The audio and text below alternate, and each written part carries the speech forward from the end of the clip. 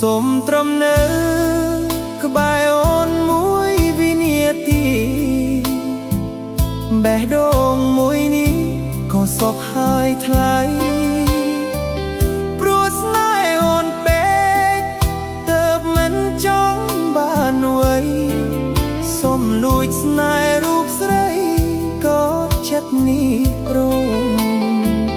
សូមឡើងមេត្រាបេះដូងក៏យំហេតុអ្វីស្នេ